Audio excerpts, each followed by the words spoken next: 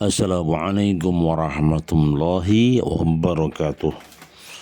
Selamat pagi, subuh. Masih bersama kami Sukamto Sastro di Mejo Channel. Jangan lupa subscribe dan tekan tombol lonceng.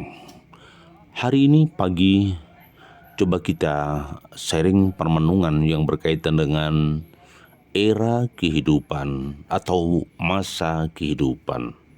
Nah, pertanyaannya sekarang ini era apa? Apakah era digital?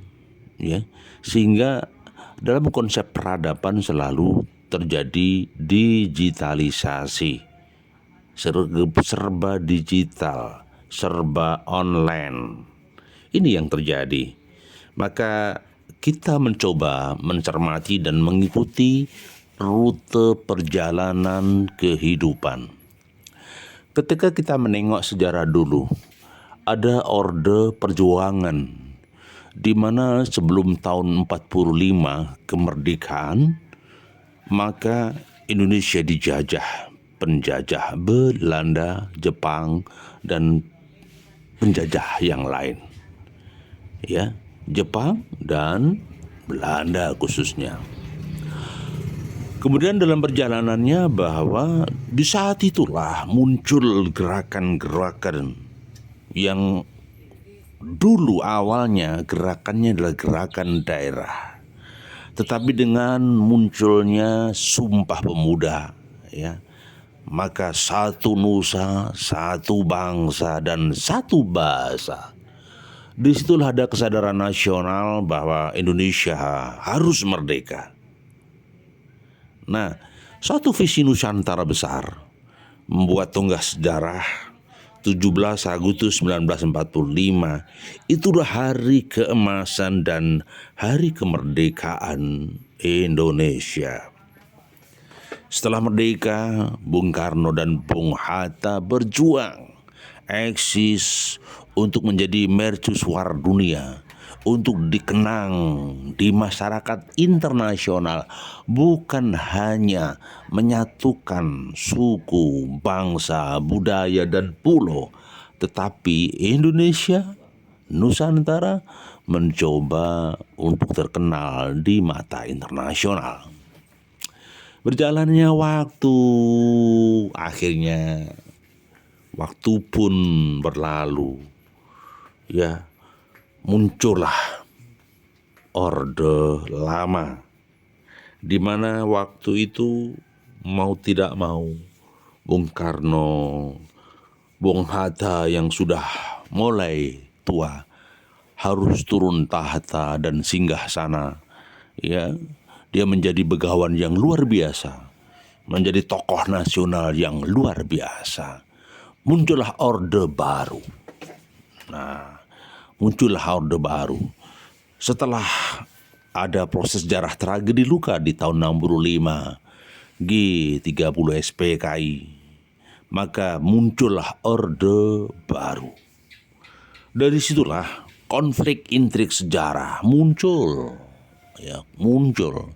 Di Orde Baru ini terjadi banyak tatanan, swasembada pangan, panca usaha tani, ada gerakan terus membangun masjid di mana-mana, gerakan amal bakti Muslim Pancasila.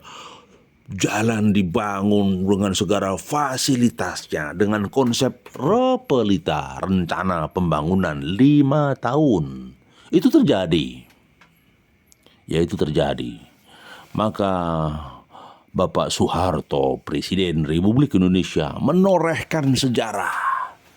Bapak Soeharto menorehkan sejarah yang luar biasa.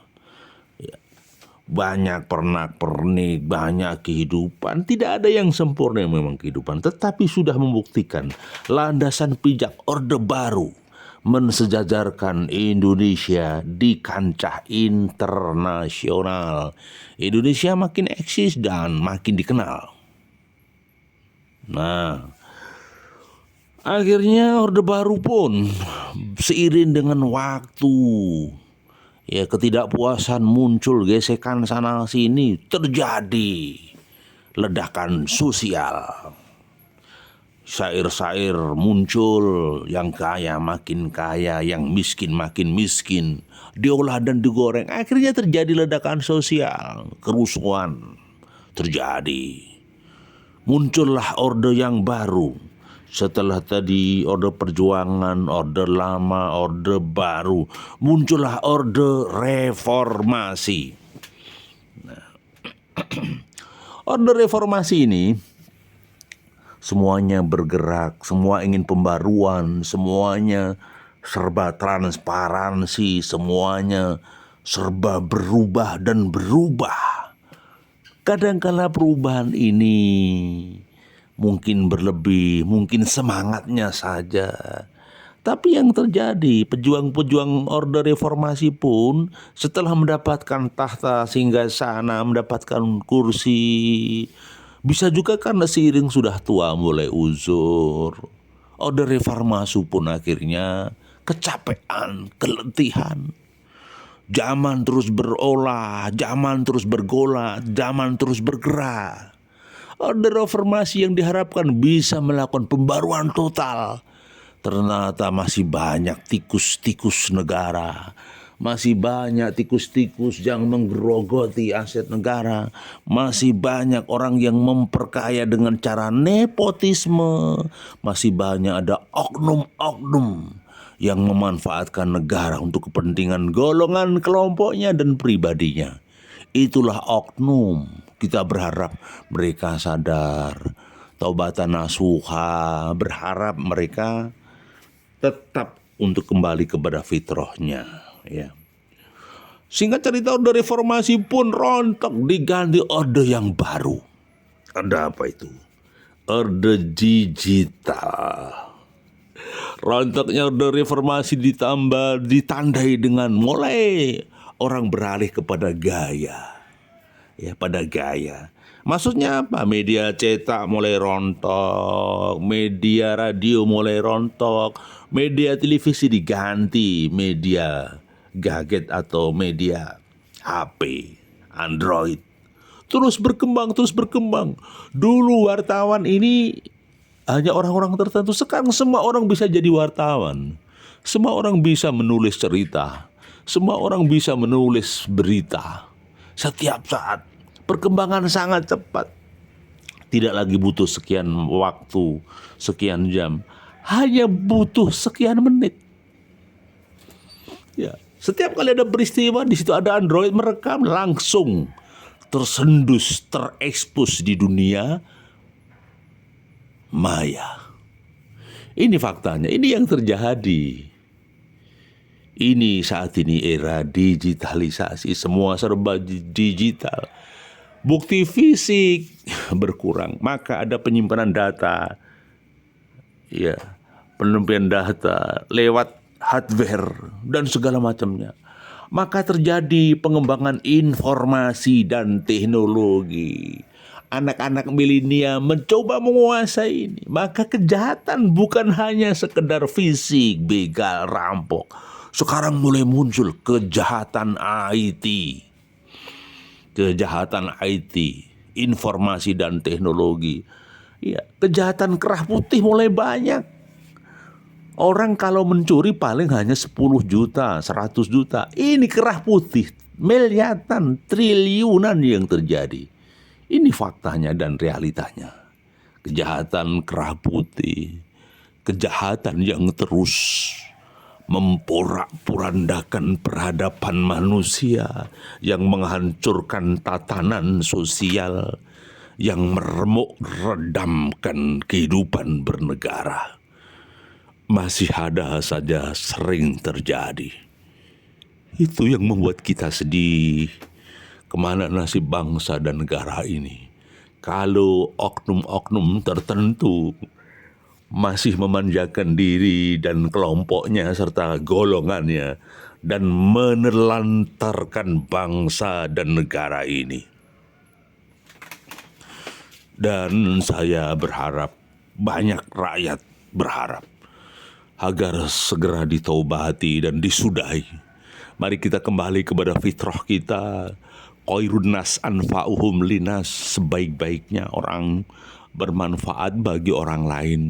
Sebaiknya orang bukan hanya bermanfaat bagi diri dan kepentingannya, tetapi bermanfaat bagi bangsa dan negara ini. Negara ini bukan milik golongan, negara ini bukan milik kelompok, negara ini bukan milik pribadi, tetapi ini adalah konsensus bersama di bawah payung Undang-Undang Dasar 45, di bawah tali kuat Pancasila. Maka kita harus berdiri kokoh. Kita semua yang terlibat, TNI, Polri, DPR, Presiden, Eksekutif, Legislatif, Yudikatif, bersatu padu untuk membuat negara ini baldatun thayyibatun wa rabbun ghafur. Kita harus berjaya di negeri ini. Gemah ripah loh jinawi toto tentrem karto raharjo. Itu yang terjadi kawanku. Semoga renungan di pagi subuh ini bermanfaat. Hidup bukan untuk kepentingan golongan kita dan kelompoknya. Hidup ini harus ada kesadaran sosial, berjamaah, beramal jariah. Karena apa? Kehidupan ini akan berakhir dengan kiamat kecil ketika kita mati. Ketika kita mati, dua hal: meninggalkan dunia atau ditinggalkan dunia.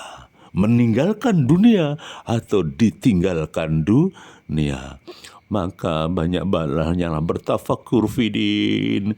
Kita merenungkan tentang agama kita, dinul iman kita, ya, agama kita, iman kita, Islam kita, dan ihsan kita. Semoga Allah mengampuni dosa-dosa kita. Semoga Allah mengampuni salah dan khilaf kita. Kita tetap menjadi orang-orang yang komitmen kepada Allah. Inna salati wa nusuki wa mahyaya wa mamati lillahi rabbil alamin. Semoga hari ini ada pencerahan bagi saya pribadi, Sukamto Sastro di Mejo Channel. Semoga juga bermanfaat bagi orang lain semuanya. Jangan lupa bantu kami subscribe dan tekan tombol lonceng agar kami ada gairah untuk menuturkan sejarah kehidupan dan peradaban. Sukamto Sastro di Mejo Channel sebagai media informasi dan komunikasi. Terima kasih. Assalamualaikum warahmatullahi wabarakatuh.